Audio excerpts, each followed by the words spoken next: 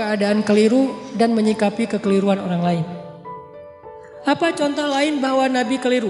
Misalnya, yang paling terkenal tadi itu surat Abasa.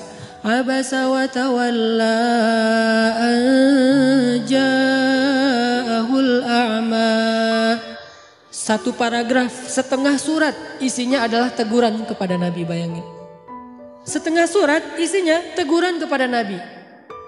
Bahwa Nabi waktu itu keliru nyuekin seorang sahabat yang datang pengen belajar Islam kepada beliau. Dan kelirunya Nabi bukan karena beliau sombong kepada Abdullah, bukan. Karena beliau berpikir masih banyak waktu untuk Abdullah. Kali ini beliau lagi sibuk ngedawahin pemuka-pemuka Quraisy. Jadi alasannya make sense juga nih. Alasannya logis, menurut saya nggak ada yang salah. Cuman tetap menurut Allah itu keliru. Sampai bahasa Allah tuh kayak nyindir gitu. Coba terjemahannya. Abasa wa tawalla. Dia bermasam muka dan berpaling. Anja'ahul a'ma. Mentang-mentang yang datang kepada dia seorang laki-laki yang buta. Wa ma yudrika la'allahu yazzakka. Memangnya kamu tahu, bisa aja dia akan mendapatkan kebaikan dengan belajar. Sedangkan orang yang banyak harta dan sombong, kamu malah meladeninya. Giliran hambaku yang miskin, yang buta datang kepadamu, kamu malah cuek kepada dia. Kalla, kata Allah. Jangan gitu dong Muhammad, coba.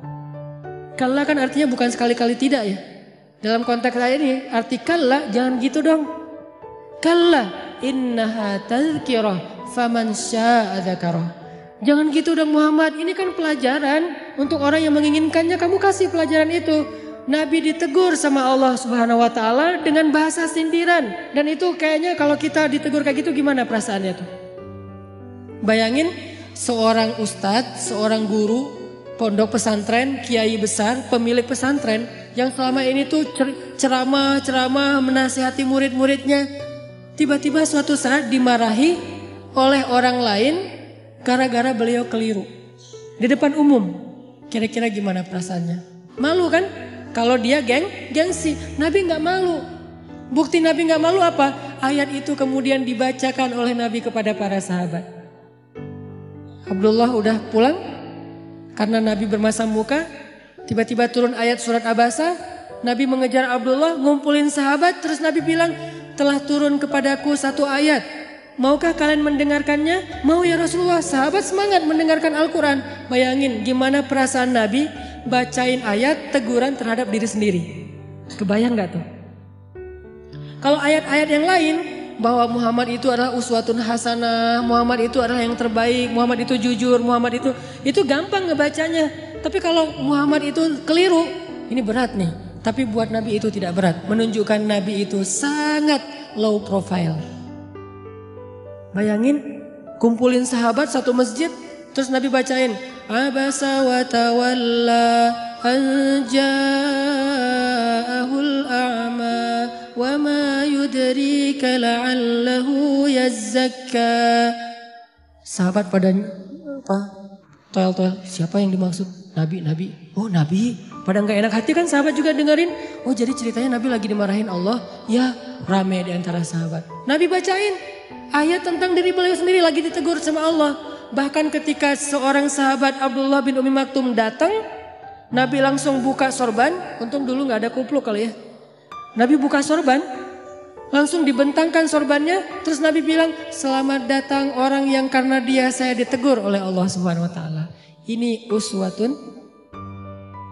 uswatun hasanah. Selamat datang orang yang karena dia saya ditegur oleh Allah Subhanahu Wa Taala. Lihat betapa besar hati Rasulullah Sallallahu Alaihi Wasallam. Artinya ketika kita keliru dinasihati oleh orang lain, harusnya selain kita memperbaiki diri, kalau kita lebih keren lagi, kita akan bersyukur, berterima kasih. Kalau perlu kita mention dia, alhamdulillah diingatkan, alhamdulillah dikasih tahu, tapi memberitahunya dengan cara-cara yang baik. Ini artinya dalam adegan abasa wa tawalla itu Rasulullah mengajarkan kita gimana kalau kita berada di kondisi yang sama. Istri ngasih tahu kepada kita bahwa kita keliru, makin kita cinta sama dia. Bukan, mama tajasus cari-cari kesalahan papa. Salah aja di mata mama. Apa sih yang benar papa di mata mama? Jangan pundung.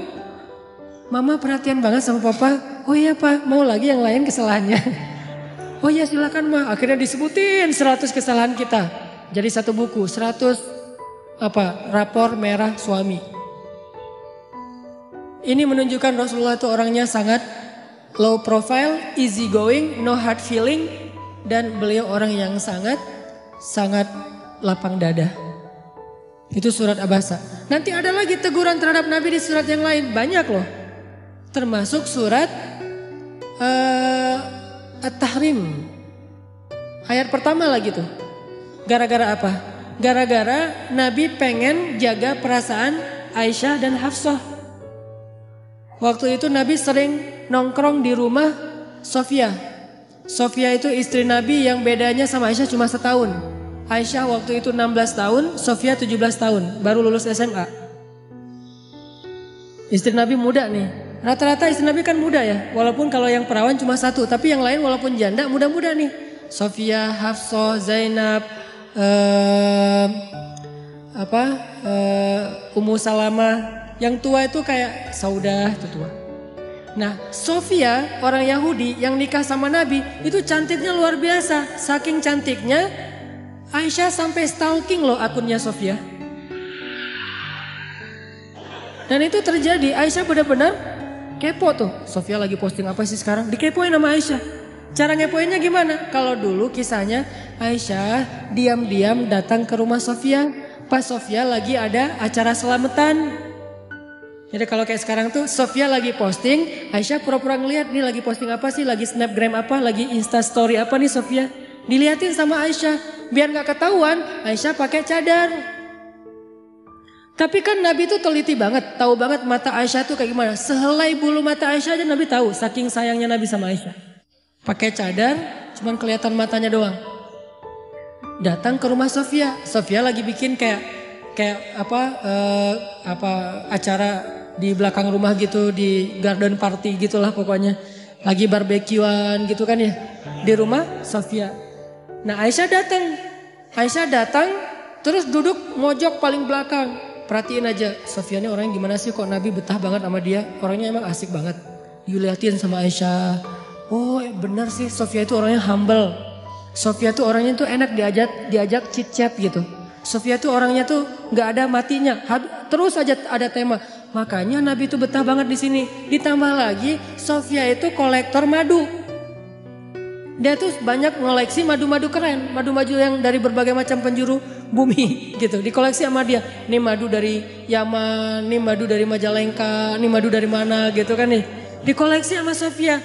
Oh gitu. Aisyah dari jauh merhatiin. Bahasa sekarang kepo. Dikepoin akunnya Sofia. Oh Sofia tuh posting madu. Oh Sofia tuh bisa bikin cake. Oh Sofia itu orangnya asik. Oh Sofia tuh seru. Oh Sofia apa. Nah lagi ngepoin Sofia, Nabi dari jauh ngelihat ada cewek kok sendiri banget di belakang mojok. Nabi liatin, ternyata Aisyah. Nabi sadar, oh ada Aisyah. Pas Nabi ngelihat ke arah Aisyah, Aisyah tahu Nabi ngelihat, Aisyah langsung pergi. Pulang dikejar sama Nabi, terus slow motion gitu.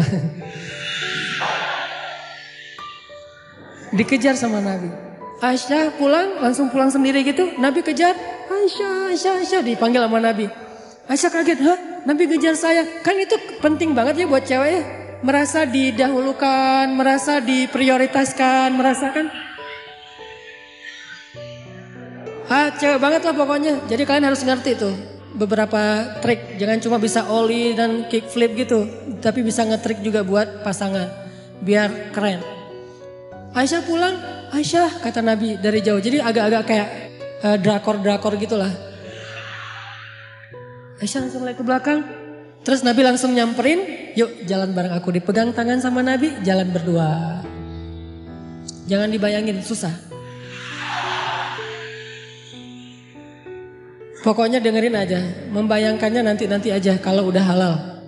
Pegangan tangan jalan berdua. Pegangan tangan tuh gak kaku gini ya. Pegangan tangan sambil gini-gini berdua. Terus jalan dari rumah Sofia ke rumah Aisyah. Di tengah jalan ngobrol, chit-chat gitu. Karena Aisyah juga orangnya tuh seru kalau diajak ngobrol. Aisyah tanya, Nabi kata Aisyah,